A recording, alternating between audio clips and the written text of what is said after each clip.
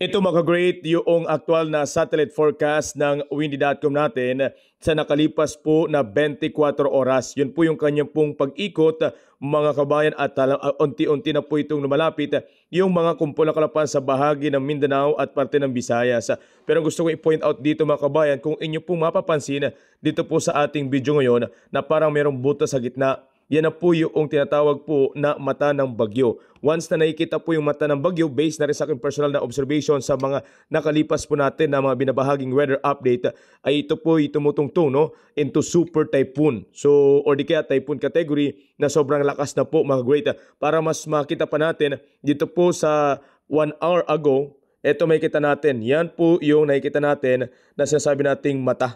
Okay? At ito pong mata, for the information lang ng ating mga kabayan, kung saan man po ang magiging sentro nito sa bahagi ng ating Northern Luzon or Central Luzon, ito po pagdaan ng bagyo, halimbawa dumaan na po sa inyo yung sentro, may experience nyo po dyan na parang ilang oras, 30 minutes or 1 hour, na bahagyang parang tumila na yung ulan at parang kalmado na. Ibig sabihin po niyan mga great, kayo po ay nasa sentro na nito pong bagyo. And inaasahan nyo after po ng ilang oras lamang na pagtigil, dyan naman po biglang hahagupit itong lakas ng bagyo. So ito pinapakita natin sa inyo mga kabayan, ibig sabihin talagang sobrang lakas na po nitong bagyo at yung lawak na posibleng paulanin ay malaki ho mga kabayan, halos buong laki ng ating bansang Pilipinas mga kagreita.